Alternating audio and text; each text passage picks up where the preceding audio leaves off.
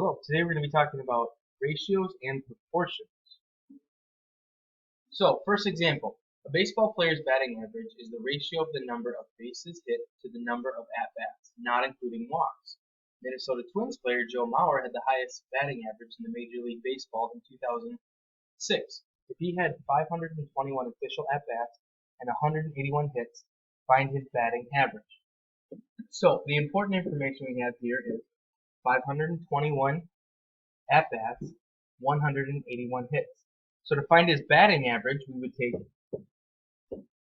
his hits divided by at-bats. I go to my calculator, divide these out, and I get 0.347, and it continues on, but we're going to round it to the nearest thousand. And batting average generally is to round to the nearest thousand. Okay? So 347 is how it's written, or how it's set. Batting average of 347. Okay? Here's another example for a guided practice problem. Feel free to stop and try this one on your own. Alright, next one. Extended ratios. The ratio of the measurement of the angles in a triangle is 3, 4, 5. Find the measure of the angles. So, if we have a picture drawn right here, 3x, 4x, and 5x, okay? We know that our triangle is going to have three angles, obviously. Okay? We know what they are. We don't know their measures, but I do know that 3x plus 4x plus 5x all have to add up to 180. So I combine all of my like terms, 3x, 4x, 5x, ends up being 12x is equal to 180. How do I get x by itself? Divide both sides by 12, divide both sides by 12, and I find out that my x then is 15. Now, it doesn't say find the value of x. It says find the angle measures, right? So what I'm going to do is I'm going to put x in for each one. 3 times 15 is 45 degrees. 4 times 15 is 60 degrees. 5 times 15 is 75 degrees. And if I added all of those up, you can bet that they would add up to 180. Here's another one. In the triangle, the ratio of the measure of the sides is 2 to 3. And if the perimeter is 392 inches, find the length of the longest side of the triangle. So that one only find the longest side. Now we're going to take a look at our proportions again. Now we covered them in depth in pre-algebra, but we can look at them and use them a little bit differently now in geometry. So, a proportion is set up like this. Some number A over B is equal to C over D, where A and D are called my extremes of the proportion, and B and C are called the means of the proportion. Okay?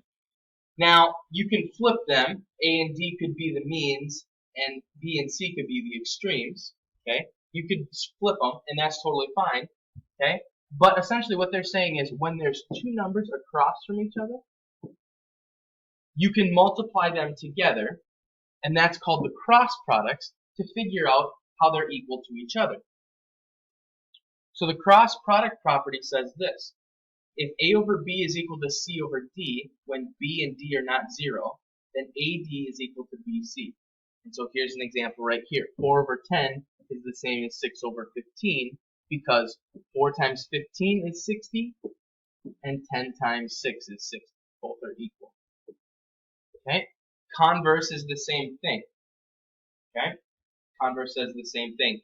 If that's true, then you can use the cross product property to solve a proportion, a missing value. So here we go. So let's actually try that one.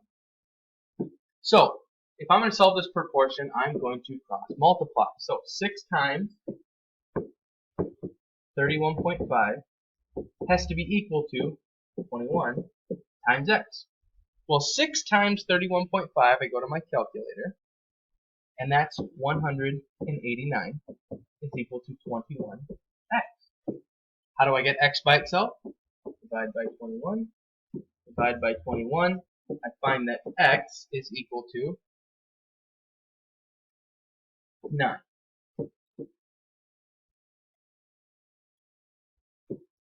Letter B, same thing, cross multiply. Well, 2 times 4x is 8x, and x plus 3 times 5 is 5x plus 15. So now I just have an algebra problem. It's a moron problem. There's more x's over here. So I'm going to move all the x's to that side. And I get 3x is equal to 15. Divide by 3, divide by 3, x is equal to 5. Okay? Again, just a review of what we talked about back in pre-algebra. Here's 3 more problems you can try to solve on your own. Okay? Using proportions to make some prediction. It says Fernando conducts a survey of 50 students driving at school and found that 28 owned cars.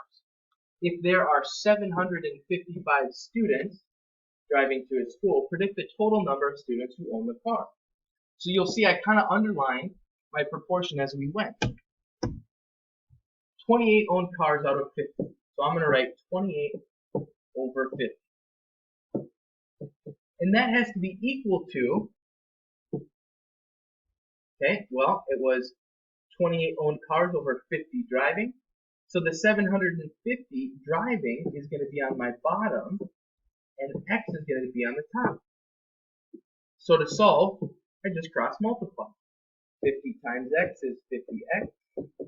28 times 755, I do on my calculator.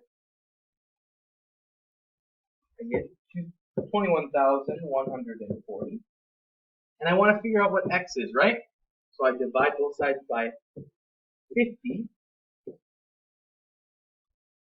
on my calculator, and I get 422.8. Now, is there 0.8 of a person? The answer is no, so I'm going to round. And since it's 0.8, I'm going to round up to 423. So there's approximately 423 students that would own their cars out of the 755 that go. Here's another example. This one says, in an experiment, students netted butterflies, recorded the number of tags on their wings, and then released them. Students netted 48 butterflies, and 3 of those had tagged wings. Predict the number of butterflies that would have tagged wings out of 100 netted. Alright, so equivalent proportions. Equivalent proportion says this. A over B is the same as A over B equals C over D. So if I flipped their order, now check it out right here. B over A is the same as D over C.